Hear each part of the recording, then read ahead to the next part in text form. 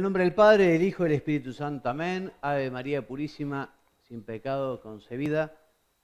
Buenas y santas, queridos amigos de Hora 60. Gracias. Hoy nuevamente juntos haciendo nuestro informativo teológico, la fe cristiana.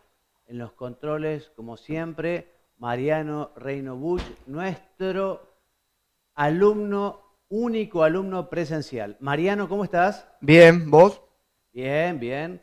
Sé que han tenido novedades por aquí, movimiento, interesante la vida del periodista que está sujeto a muchas vicisitudes que ayudan a crecer, problemas que se superan, en fin, problemas por los que rezamos también, ¿no? Gracias. Gracias por todo. Así que bueno, y hoy, Mariano, empezamos con los temas más importantes que tiene la teología, que es nada más ni nada menos que la Eucaristía. Hablaremos de la Eucaristía como sacrificio, que es la Santa Misa. Hablaremos de la Eucaristía como sacramento, la hostia santa, la comunión, que también recibimos habitualmente en la misa. Ya estamos en nuestro tema 19, son 40 en total, así que vamos avanzando raudamente. Primero nos detenemos a hablar de la naturaleza sacramental de la Santísima Eucaristía y nos preguntamos qué es la Eucaristía y respondemos lo que dijimos recién, ¿no? Porque decimos que justamente este sacramento de la Eucaristía hace presente a Jesucristo, el mismo que nació en Belén, el mismo que murió en la cruz, que está con su cuerpo, con su sangre, con su alma, con su divinidad, y también hace presente su santo sacrificio redentor, o sea, su pasión, su muerte y su resurrección. Esta presentación, lejos de ser pasiva, es una presencia activa, la de Jesús en la Eucaristía. Él se hace presente con todo el dinamismo de su amor salvador y nos invita a acoger la salvación y a recibir su cuerpo y su sangre. Mariano, me imagino que vos te acordarás muy bien el día que hiciste la primera comunión, ¿verdad?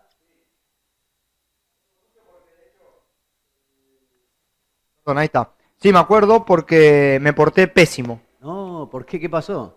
Porque era muy travieso para el grupo de catequesis y bueno, Está bien. en la ceremonia no pude mantener el orden Estabas en otra. y al día de hoy veo las grabaciones de aquella jornada y se me ve todo en mi familia lamentándose. Hiperkinético, Mariano, de un lado para el otro, ¿no? No, tranquilo, estábamos Tranquilo. adelante en la parroquia, pero uno percibía que estaba alterando el orden. Mirá. Yo Yo, en bueno, cambio, la hice con un traje de mi papá, vestido de marinerito, en la estancia de mis abuelos en General Madariaga. Hubo una gran fiesta, un gran asado. Me preparó una tía abuela mía con mucho cariño. En fin, yo también guardo gratísimos recuerdos de la primera comunión. Y bueno, dar gracias también por todos aquellos que nos llevaron, por todos aquellos que nos prepararon, en fin. Ya que al que recibimos a Jesús en la comunión es el mismo Cristo, el mismo Señor. También nos invita a estar en comunión con Él y junto a Él con todos los miembros de su cuerpo místico, que es la Iglesia. Mariano, léeme, por favor, el número 47 de este documento del Concilio Vaticano II, que se llama Sacrosanctum Concilium y trata todo lo que tiene que ver con la liturgia. nuestro Salvador en la última cena, la noche que fue entregado, instituyó el sacrificio eucarístico de su cuerpo y su sangre para perpetuar por los siglos hasta su vuelta el sacrificio de la cruz y confiar así a su esposa amada, la Iglesia, el memorial de su muerte y resurrección, sacramento de piedad, signo de unidad, vínculo de amor, banquete pascual en el que se recibe a Cristo, el alma se llena de gracia y se nos da una prenda de la gloria futura. Bien, la misa, la Eucaristía, es la renovación del sacrificio de la cruz. Ese sacrificio de la cruz, Jesús de alguna manera lo adelanta en la última cena. Lo que Él va a realizar muriendo en la cruz y derramando hasta su última gota de sangre, lo adelanta en la última cena, ¿no? Haciendo este sacrificio, ¿no? E instituyendo lo que será la misa. Esto es mi cuerpo, esta es mi sangre. Haced esto en memoria mía, les dice a los apóstoles, para que este sacrificio de su pasión en la cruz se realice hasta el fin de los tiempos. Cada misa es una actualización del sacrificio de la cruz. Vamos a hablar ahora de los nombres con los que se designa este sacramento. Algunos nombres vienen dados por la Sagrada Escritura, otros por la tradición, y son muchos, muy diversos, ninguno agota todo su sentido. Vamos a ver los más importantes o significativos. El primer lote de nombres, por decirlo de alguna manera, recuerdan el origen de este rito, ¿no? Entonces, la Eucaristía es la fracción del pan, es el memorial de la pasión y muerte del Señor, es la cena del Señor, así podemos llamar la Eucaristía. También podemos llamar a la Eucaristía con algunos nombres que subrayan el carácter sacrificial, sacrificio, ¿no? Por ejemplo, santo sacrificio de la misa, sacramento del altar, hostia, vícula inmolada. Y otros nombres, por ejemplo, hacen referencia a las especies consagradas. Las especies son el pan y el vino, que después de la palabra de la consagración se realiza la transubstanciación, un cambio de sustancia, deja de ser pan para ser el cuerpo de Cristo, deja de ser sangre, deja de ser vino para ser la sangre de Cristo, de un modo misterioso, de un modo milagroso, porque se mantienen los accidentes, pero ya no es más pan, ya no es más vino, es el cuerpo y es la sangre de Cristo. Entonces llamamos sacramento del cuerpo y de la sangre de Cristo, pan del cielo, santísimo sacramento, que contiene al santo de los santos, la misma santidad de Dios encarnado. Y otros nombres hacen referencia a sus efectos, a los fieles y a la iglesia. La Eucaristía es el pan de vida, el pan de los ángeles, el pan de los hijos, el pan, el cáliz de salvación, el viático, que nos sirve para no desfallecer en el camino, la comunión. Este último indica justamente la unión, la común unión de los cristianos con la cabeza, con Cristo. Todos los miembros que son su cuerpo y forman esta comunión eclesial. También se lo llama misa o santa misa, que hace referencia a la misa en latín ite misa est, ¿no? Idos, ¿no? Podéis ir en paz, la misa ha sido celebrada. Y el término Eucaristía es expresión con la que se designa tanto la acción litúrgica, ¿no?, de la Iglesia, que celebra como memorial de la pasión del Señor, y como sacramento. Así hemos empezado hoy nuestro programa, el sacramento del cuerpo y la sangre de Cristo. En Oriente, la celebración eucarística se llama Santa y Divina Liturgia.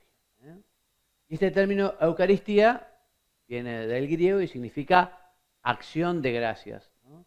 Y remite a aquellas palabras de Jesús en la última cena, ¿se acuerdan? Está en Lucas 22, 1 Corintios 12. Jesús, tomando el pan, dio gracias, lo partió y se los dio diciendo: esto es mi cuerpo, esta es mi sangre. Bueno, la Eucaristía en el orden sacramental de la Iglesia. Vamos a leer un texto de San José María, de Cristo que pasa, que dice que fue el amor de la Santísima Trinidad a los hombres el que hizo de la presencia de Cristo en la Eucaristía que de Él nacieran para la Iglesia y para la humanidad todas las gracias. Todas las gracias que tiene la Iglesia nacen de la Eucaristía. De hecho, ya lo veremos, San Juan Pablo II nos escribe una encíclica que habla de la Iglesia de la Eucaristía. Entonces, la Eucaristía es el sacramento más excelso porque en él se contiene todo el bien espiritual de la Iglesia, es decir, Cristo mismo, la Pascua, el pan vivo, que por su carne vivificada y vivificante por el Espíritu Santo da la vida a los hombres, dice el decreto sobre los presbíteros del Concilio Vaticano II en su número 5. Por los demás sacramentos, si bien poseen una virtud santificadora que proviene de Cristo, no hacen presente a la persona de Cristo. La Eucaristía no solo nos da la gracia, sino que nos da al autor de la gracia, a Cristo mismo. La Eucaristía, en el mismo sentido, constituye la cumbre, el culmen, el pico hacia el que convergen todos los sacramentos, en orden al crecimiento espiritual de los creyentes y de la Iglesia. Todo confluye hacia la Eucaristía, ¿no? Y el Concilio Vaticano II afirma que la Eucaristía es fuente y cima de toda la vida cristiana, el centro de toda la vida de la Iglesia. Qué amor que tenemos que tener a la Eucaristía. qué amor que tenemos que poner en la preparación para recibirla. Qué deseos de ir a visitarlo. Vos, Mariano, tenés la costumbre de ir a hacer la visita, ¿no? Te vas al mediodía a la catedral, allí donde está el sagrario, un sagrario muy lindo, en la catedral de San Isidro, a hacer ahí tu visita. Sí, señor, todos los días intento ir. Y ahí estarás bastante tranquilo, porque no es que en las iglesias haya mucha gente cuando no hay misa. No, aprendí el horario, la época del año, en Claro. vacaciones mucho turista, ahora está muy tranquilo. Es un lindo lugar, sí. Lo recomiendo a todos. Sí, sobre todo, digamos, esta costumbre de visitar a Jesús, porque a veces está muy solo, lo está esperando, y es cuestión de organizarse un poco. A veces uno pasa por frente de una iglesia, entrar un ratito, pasar, Señor, aquí estoy, gracias, te quiero, te pido por la familia, te pido por el país, te pido por la iglesia, por el Papa. Un ratito es algo que es muy importante y que Jesús lo agradece un montón, lo agradece un montón. Así que, en fin, es una bendita costumbre la de la visita al Santísimo. Ahí está Jesús esperándonos. Entonces, digamos, todos los sacramentos dijimos y todas las obras de la iglesia se ordenan a la Eucaristía, ¿no? Pero no sustituye la Eucaristía a ninguno de ellos. No sustituye al bautismo, no sustituye a la confirmación, ni a la penitencia, ni a la unción de los enfermos. Porque cada sacramento tiene su papel en el conjunto sacramental y en la vida misma de la iglesia. La Eucaristía se considera el tercer sacramento de la iniciación cristiana, ¿no? Junto con el bautismo. Y desde los primeros siglos del cristianismo, el bautismo y la confirmación han sido considerados como preparación. Estos tres sacramentos de iniciación, bautismo, confirmación, Eucaristía. Anteriormente, ya decimos, todo apunta a preparar la Eucaristía. En la actualidad, en el rito occidental, en casi todas las diócesis, primero se hace la primera comunión y después la confirmación. Pero en algunos, a la antigua usanza, primero se hace la confirmación y luego la comunión. Y en el rito oriental, como les comentaba en otro programa, la confirmación se recibe junto con el bautismo, al inicio. Entonces, como disposiciones para entrar en comunión sacramental con el cuerpo de Cristo y con su sacrificio, y para insertarse más vitalmente en el misterio de Cristo de la Iglesia, así nos preparamos entonces para recibir la Eucaristía. Punto 2, la promesa de la Eucaristía y su institución por Jesucristo. Es el capítulo 6 de San Juan el que recoge toda la institución de la Eucaristía. Si quieren aprovechar para leerlo, allí está esa promesa. Jesús la hace en la sinagoga de Cafarnaún, ante quienes habían seguido, después de ser testigos del milagro de la multiplicación de los panes y de los peces, lo siguió una gran multitud, ¿no? Y el Señor les dijo: en verdad os digo que Moisés no os dio el pan del cielo, sino mi Padre os da el verdadero pan del cielo, que es Él, el mismo, ¿no? Porque el pan de Dios es el que ha bajado del cielo y da la vida al mundo, el mismo Jesús. Señor, danos siempre este pan, le dijeron. Y Jesús les respondió: yo soy el pan de vida, yo soy el pan vivo que ha bajado del cielo. Y si alguno come de este pan, vivirá eternamente. Y el pan que yo daré es mi carne para la vida del mundo. El que come mi carne y bebe mi sangre tiene vida eterna, y yo lo resucitaré en el último día. Porque mi carne es la verdadera comida y mi sangre la verdadera bebida. ¿Sabes qué pasó, Mariano, después que Jesús dijo estas palabras? Se fueron, decían: pero ¿cómo puede este hombre darnos a comer su cuerpo? Como si hubiera sido una invitación a la antropofagia, digamos, ¿no? Y incluso le dice a los apóstoles: ¿y ustedes también se quieren ir? Y San Pedro dice: Señor, ¿a quién iremos, no? Tú tienes palabras de vida eterna. O sea que ellos entendieron bien que Jesús decía: tiene que comer mi cuerpo. A ver, me dicen unas palabras fuertes que les chocó a muchos, ¿no? El que come mi carne y bebe mi sangre permanece en mí y yo en él. Cuando vos leíste, María, el texto de Sacrosanctum Concilium, hablaste que la Eucaristía es prenda de vida eterna. Una prenda es un contrato, ¿viste? El contrato prendario, vos cuando prendás algo, que te dan algo, ¿no? Que recibís. Bueno, entonces Jesús acá dice: el que come mi cuerpo y bebe mi sangre, el que recibe la Eucaristía preparado, tiene preparado un lugar en el cielo. O sea, Jesucristo es una promesa impresionante. El que come mi carne y bebe mi sangre tendrá la vida eterna, dice. No es poca, no es pequeña. Igual que la promesa.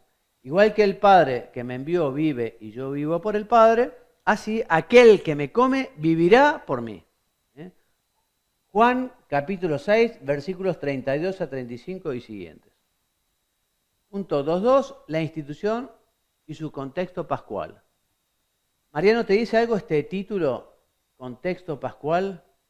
Porque vos sabés que la Eucaristía, la última cena, fue en el marco que recordaba el paso de los judíos del Mar Rojo. ¿Te acordás que Jesús dijo, va a pasar un ángel exterminador, tienen que marcar las casas, comer el cordero rápido y salir corriendo? Bueno, para escapar de los egipcios. Bueno, en ese marco, ese era el festejo. Estaban festejando eso, la Pascua judía, o sea, la huida de Egipto. Bueno, en ese marco, Jesús instituye este nuevo sacramento, una nueva alianza. Antes había hecho Dios la alianza con el pueblo elegido, ¿no? Que los iba a proteger, ustedes serán mi pueblo, yo seré su Dios, los protege, los saca de Egipto. Bueno, y ahora Jesús, la nueva alianza con este nuevo sacrificio. Jesucristo instituyó este sacramento en la última cena. Léeme, por favor, cuáles son, bueno, son siglas, ¿no? Los 3 evangelios sinópticos son Mateo, Marcos, Lucas y también San Pablo. En 1 Corintios 11:23 nos han transmitido el relato de la institución eucarística, ¿no? Y aquí la síntesis que ofrece el catecismo, te voy a pedir que me leas, Mariano, que es el número 1339, que dice: Llegó el día de los ácimos en el que se había de inmolar el cordero de Pascua. Jesús envió a Pedro y a Juan diciendo, id y preparadnos la Pascua para que la comamos. Fueron y prepararon la Pascua. Llegada la hora, se puso la mesa con los apóstoles y les dijo, con ansia he deseado comer esta Pascua con vosotros antes de padecer, porque os digo que ya no la comeré más hasta que halle su cumplimiento en el reino de Dios. Y tomó pan, dio gracias, lo partió y se lo dio diciendo, esto es mi cuerpo que va a ser entregado por vosotros. Haced esto en memoria mía. De igual modo, después de cenar, tomó el cáliz, diciendo, este cáliz es la nueva alianza en mi sangre que va a ser derramada por vosotros. Muy bien, gracias, Mariano.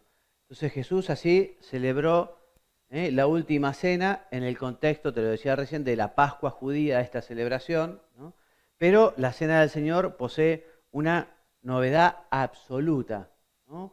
Porque en el centro no se encuentra el Cordero, la antigua alianza, la antigua Pascua, sino él mismo, el nuevo Cordero que es entregado, ofrecido como sacrificio al Padre en favor de los hombres para perdonar el pecado original. Jesús toma sobre sí todos nuestros pecados. Y así su sangre derramada por muchos para remisión de los pecados es tomada por el Padre y volvimos a tener la posibilidad de la bienaventuranza eterna del cielo. Un regalo maravilloso que nos hizo Jesús. Por eso podemos decir que Jesús celebró, anunció y realizó, anticipándola sacramentalmente, la nueva Pascua. La nueva Pascua. Punto 2.3, significado y contenido del mandato del Señor, ¿no? Jesús dice, haced esto en conmemoración mía. Se los dice a los apóstoles, convirtiéndolos así en sacerdotes, en mediadores entre Dios y los hombres, en los responsables de perpetuar este bendito sacramento hasta el fin de los tiempos. Entonces, con dicho mandato, pide a los apóstoles que vuelvan a realizarlo, que reiteren su presencia, la presencia del cuerpo entregado y de su sangre derramada, es decir, de su sacrificio en remisión de nuestros pecados. Por eso, como dice San José María, cuando estamos en la misa se detienen los relojes, porque entramos en el ámbito de la eternidad. Se hace presente el sacrificio, o nosotros nos hacemos presentes al sacrificio redentor, al sacrificio de la cruz. Haced esto, dice Jesús. De este modo designó que quienes pueden celebrar la Eucaristía son los apóstoles y los sucesores. Y les confió la potestad de celebrarla y determinó los elementos fundamentales, que son los elementos fundamentales de la misa: el pan, el vino, la plegaria o la oración, que es de acción de gracias, que es plegaria también de bendición, la consagración de los dones en el cuerpo y la sangre del Señor, la distribución de la comunión con el Santísimo Sacramento. Haced esto en conmemoración mía. El sacerdote dice, cuando tomando el pan, las palabras de consagración: esto es mi cuerpo. El cáliz: esta es mi sangre. Porque en ese momento el sacerdote es Cristo, está personificando a Cristo. Un misterio también, ¿no? Le presta su voz, le presta sus gestos, pero al igual como cuando dice la Eucaristía, es la confesión: yo te absuelvo, no es el sacerdote, en ese momento es Cristo, particularmente. Este nuevo memorial sustituirá el de la antigua alianza, la de los judíos. Este rito memorial no solo ayuda a recordar el amor redentor de Cristo, sino que además hace presente al mismo Cristo y a su sacrificio redentor.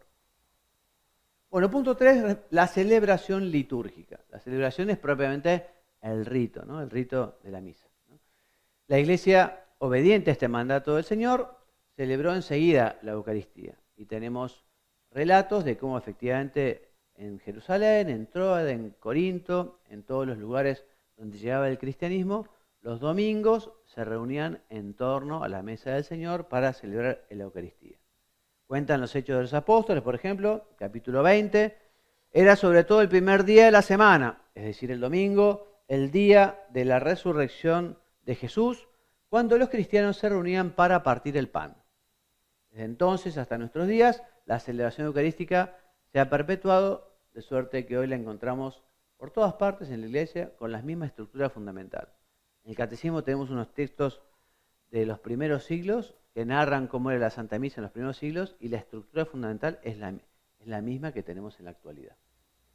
Respecto a esta estructura, entonces, bueno, fiel al mandato de Jesús, la Iglesia, cuando celebra la Eucaristía, no hace otra cosa que realizar ese rito que se hizo en la última cena.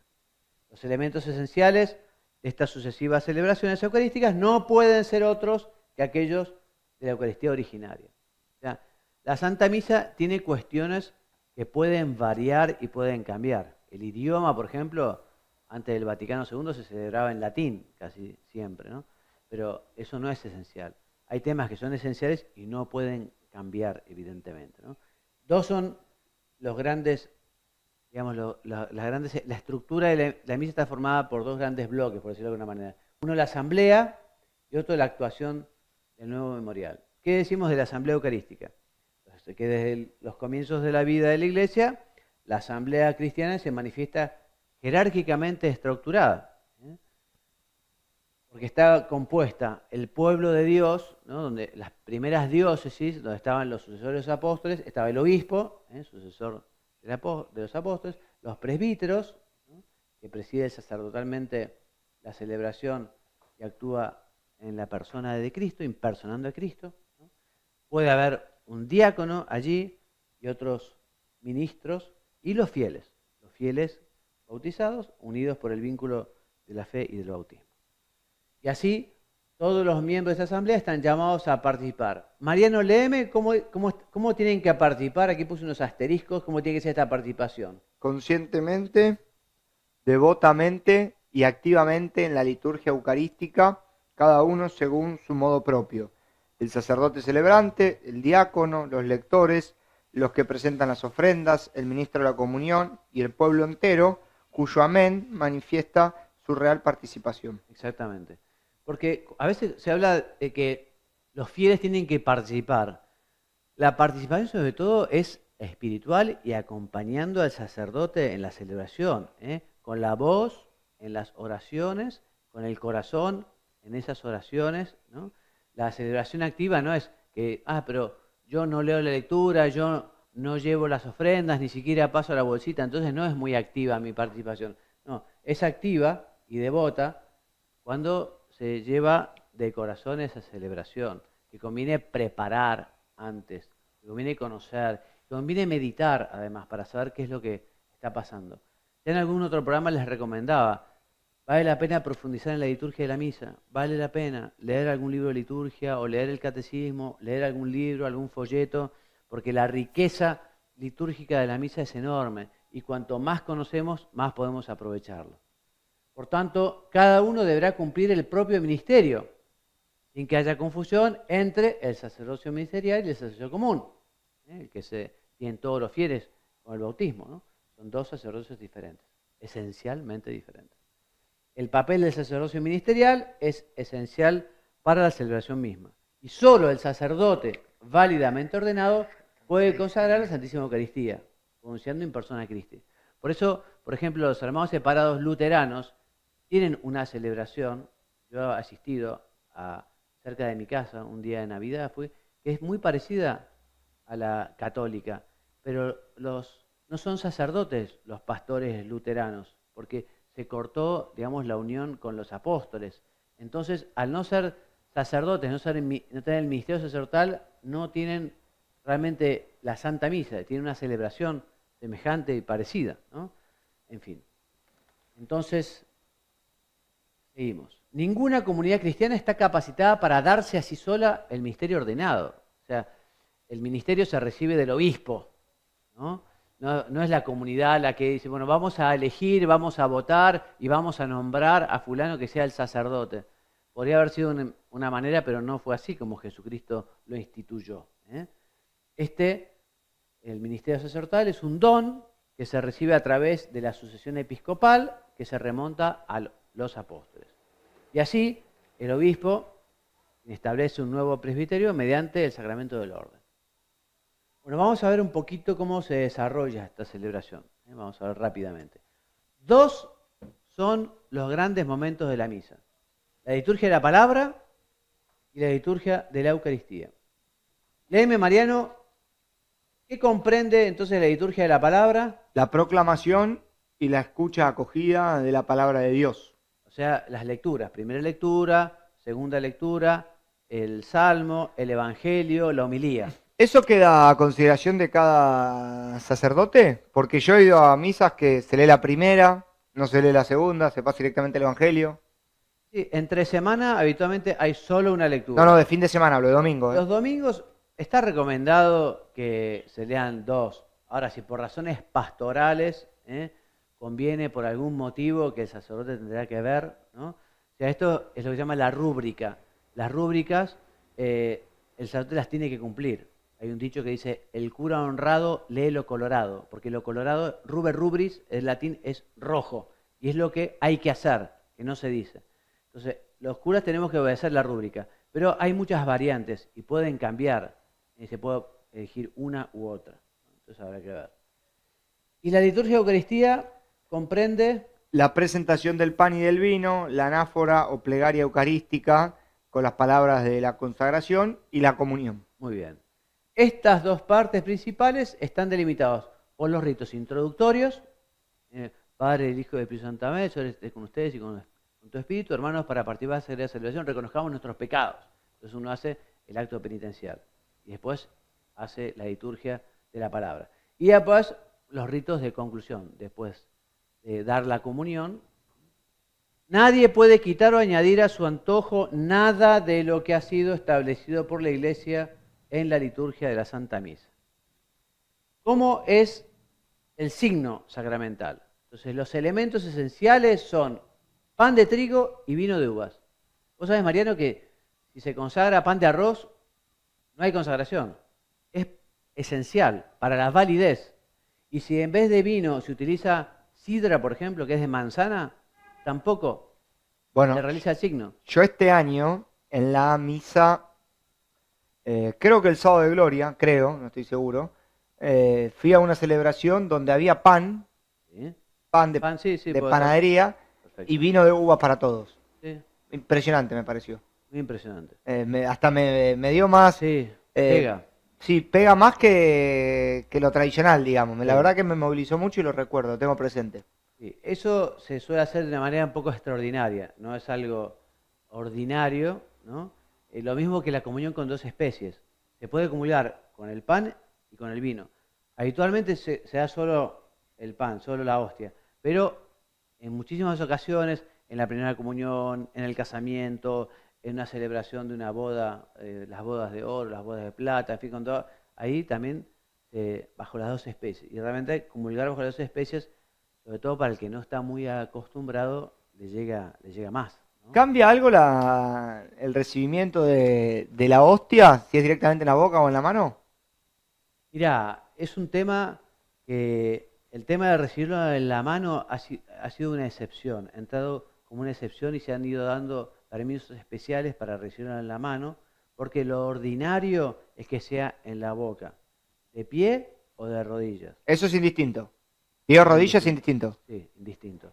Pero digamos, esto se ha generalizado mucho, el recibirlo en la mano, pero siempre ha sido como una cuestión, digamos, excepcional, en principio, ¿no? A pedido de las partes, por algunas determinadas causas, ¿no? Pero bueno, hay gente que prefiere recibirlo en la mano, gente que prefiere recibirlo en la boca.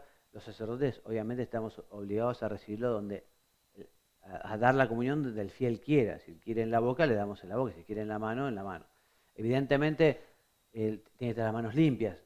Yo que estoy en un colegio, a veces a los chicos les digo, bueno, si van a comulgar en la mano, fíjense que tengan las manos limpias, ¿no? Porque si no es un poco... Y la derecha abajo. Sí. Y además tiene que consumirla frente al sacerdote, porque puede ser... Mucha gente se la lleva. Claro, y eso da para cualquier cosa. Hay gente que roba hostias para las misas negras. Hay gente que roba hostias y las paga y se cobran, ¿no? Para hacer cosas tremendas, ¿verdad? Sacrilegios, ¿no? Entonces el sacerdote se tiene que asegurar de que la persona lo consume frente a él. Bueno, en la iglesia latina el vino se añade un poco de agua y las palabras que dice el sacerdote al añadir el agua al vino manifiestan cuál es el sentido. Te pido, Mariano, que me leas estas palabras que son estas. Cuando se pone ese agua, una cucharita o... Que por el misterio de este agua y de este vino participemos de la divinidad del que se dignó hacerse partícipe de nuestra humanidad. Así como el agua, que es una gota, se disuelve en el vino, de la misma manera nosotros queremos participar en la divinidad, ¿no? Y de alguna manera conformarnos, parecernos, ser otro Cristo. Entonces, para los padres de la Iglesia, este rito significa también la unión de la Iglesia con Cristo en el sacrificio eucarístico. Y también constituyen un elemento esencial las palabras de la consagración que el sacerdote celebrante pronuncia en la persona de Cristo, en el contexto de la plegaria eucarística. Y así, en la Santa Misa, el pan y el vino se convierten en signos eficaces, con plenitud ontológica y no solo un significado, o sea, no solo significan, sino que son. Ya las especies son el cuerpo de Cristo, el vino se convierte en la sangre de Cristo. De la presencia del cuerpo entregado y de la sangre derramada de Cristo, es decir, de su persona y de su sacrificio redentor. Muy bien, y hasta aquí nuestro programa de hoy. Como siempre, la bibliografía esencial es el Catecismo de la Iglesia Católica, en este caso los números 1322 a 1355. Recomendamos la encíclica del Papa San Juan Pablo II del año 2003, Ecclesia de Eucaristía, de Benedicto XVI, la exhortación apostólica Sacramentum Caritatis, y de la Congregación para el Culto Divino y la Disciplina de los Sacramentos, una instrucción que se llama Redemption de Sacramentos. Y a continuación hay otros textos. Bueno, próximo programa, Dios mediante, continuaremos hablando de la Eucaristía, ¿no? Porque realmente es esencial, lo más importante, lo más sagrado que tiene la Iglesia. Ojalá que este programa les haya ayudado para recordar algunas cosas, si ya lo sabían, o para adquirir un nuevo conocimiento de este gran regalo que nos ha dejado Jesucristo. Hasta el programa que viene, si Dios quiere, me despido enviándoles mi bendición. Que Dios los bendiga y los haga muy santos,